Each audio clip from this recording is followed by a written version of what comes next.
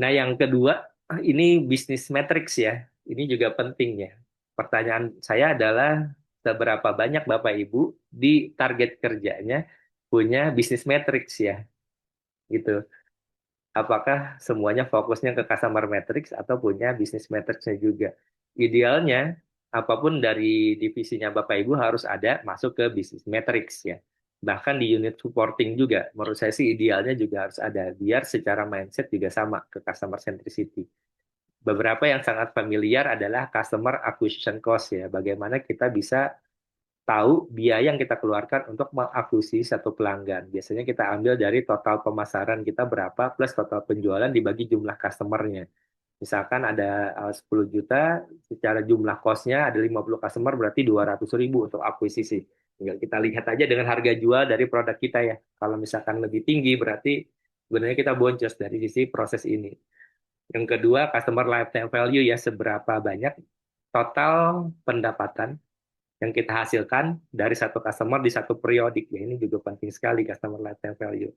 Nah, retention rate juga penting. Seberapa aktif customer itu untuk tetap selalu bertransaksi dengan produk atau layanan kita. Kita ambil satu life cycle ya, misalkan satu life cycle itu dalam 3 bulan, satu produk kita dalam 3 bulan, berapa sering dalam 3 bulan itu customer ingin membeli produk kita lagi, atau sudah membeli produk kita lagi ya Bapak Ibu ya. Misalkan dari 100 orang, harusnya 3 bulan itu beli lagi. Tapi ternyata dalam 3 bulan itu, 100 orang itu yang udah pernah beli, hanya 30% aja yang beli lagi, atau 30 orang. Berarti retention rate kita 30%. 70% itu bisa kita bilang churn rate ya. Pelanggan yang sudah tidak transaksi lagi itu jadi warning juga. Bisa jadi dia beli lagi, tapi bukan produk kita lagi, Bapak Ibu, atau mungkin belum beli lagi. Ya. Itu yang bisa kita follow up untuk melakukan pembelian lagi. Nah, beda lagi dengan repeat purchase rate atau RPR ya, atau repeat rate ya. Repeat rate itu kita pengen mengukur dalam satu waktu tertentu berapa sih customer itu harusnya beli lagi ya, Bapak Ibu ya. Ini ini penting juga untuk mengukur ya. Karena kalau misalkan bisnis kita itu bisa membuat customer loyal gitu, repeat purchase rate ini akan sangat penting sekali untuk bisa kita ukur. Nah, bisa jadi produk yang sama, bisa jadi cross-sell ke produk yang berbeda ya. Jadi kalau Bapak Ibu produk life cycle-nya cukup panjang, tapi kita punya produk lain yang saling berkaitan, kita bisa melakukan penawaran-penawaran dengan produk yang lain gitu Bapak Ibu ya. Nah, yang kelima revenue per customer. Kita juga menghitung berapa yang dihasilkan oleh satu customer kita di bisnis kita ya Bapak Ibu ya.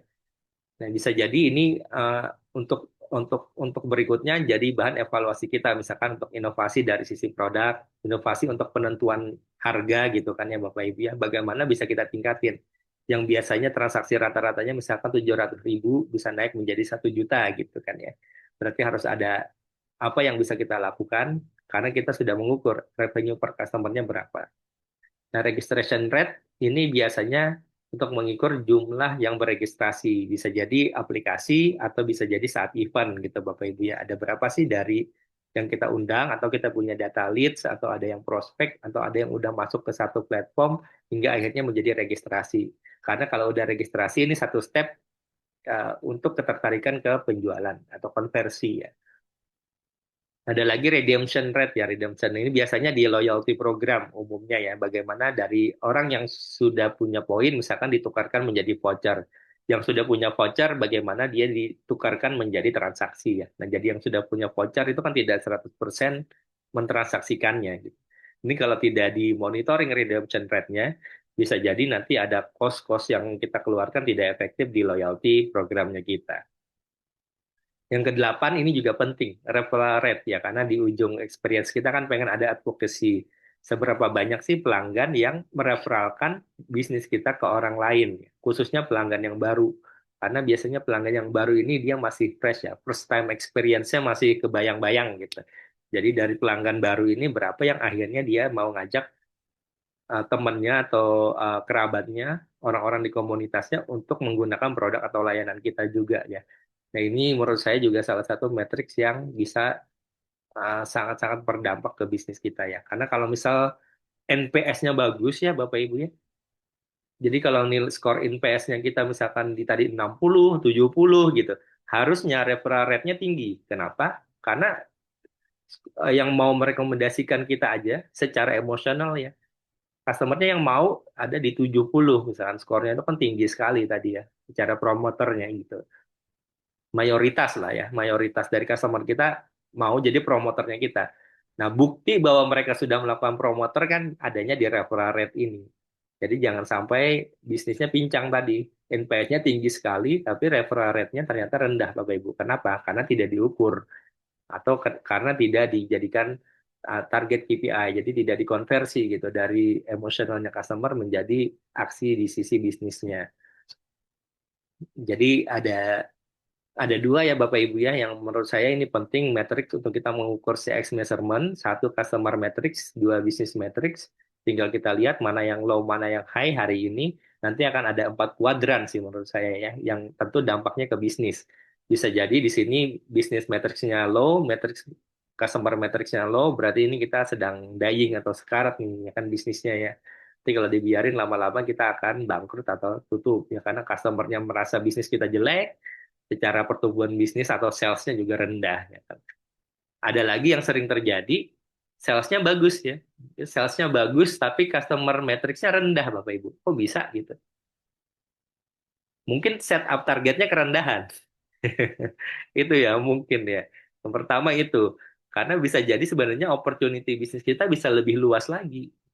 Oh, harusnya targetnya di setup 2 kali lipat. Mungkin salah dalam menghitung potensi pasarnya gitu ya. Jadi bisa jadi itu indikatornya. Karena tidak, menurut saya sih tidak mungkin sales bagus tapi kepuasan pelanggannya rendah ya kan aneh banget ya kan. Atau kalaupun iya bisa jadi nanti retentionnya akan sangat rendah sekali karena secara layanannya jelek. Ya mungkin dibelinya itu karena terpaksa ya kan karena disuruh perusahaan mungkin atau tidak ada opsi lain dan lain sebagainya. Kecuali Bapak Ibu monopoli market ya silakan aja ya seperti itu ya. Tapi dalam persaingan bisnis yang sehat, tentu ini tidak bagus juga, ya kan? Jadi ada potensi yang bisa kita coba lihat. Oh, harusnya kalau experience-nya lebih bagus, bisnisnya harusnya lebih bagus lagi. Bisa 2 kali lipat pertumbuhannya, 3 kali lipat, gitu kan ya. Atau eksponensial yang lain. Nah, bisa jadi juga di sini, ini ya, customer satisfaction score-nya bagus, tapi bisnisnya rendah. Kan aneh juga. Kenapa? Kalau orang memang benar real gitu, experience-nya bagus, harusnya bisnisnya juga tumbuh. Nah, jangan-jangan di sini ada oase ya, ada fata morgana gitu dari customer satisfaction-nya kita, Bapak Ibu cek lagi. Yang pasti ada yang salah itu. Apakah salah pengukurannya, tadi ya salah salah kita dalam meletakkan harusnya metrik mana yang diukur gitu kan bisa jadi. Karena menurut saya itu pasti ada sesuatu yang salah ketika satisfaction-nya kita tinggi, bisnis kita stagnan atau malah cenderung menurun ya. Nah, tentu yang ideal nanti di sini ya, di customer metrics-nya bagus dan bisnis metrics-nya bagus, Bapak Ibu. Jadi untuk mengakhiri sesi ini, saya coba wrap up dulu sebelum masuk ke sesi yang berikutnya ya. Nah, di sini kenapa ini penting tanpa customer centric matrix ya Bapak Ibu ya, kita hanya tahu angka penjualan aja, namun tak paham apa sebenarnya yang pelanggan hari ini rasakan. Tapi tanpa bisnis centric matrix juga, kita hanya bisa mendengar pujian-pujian saja, tapi kita tidak tahu apakah bisnis benar-benar tumbuh. Jadi dua-dua hal ini harusnya dikombinasikan, diracik ya Bapak Ibu yang menjadi satu formula yang paling ideal di bisnis kita hari ini. Tentu tidak harus semuanya diaktifkan ya. Tinggal disesuaikan dengan apa yang kita butuhkan dan kondisi kita hari ini, Bapak Ibu.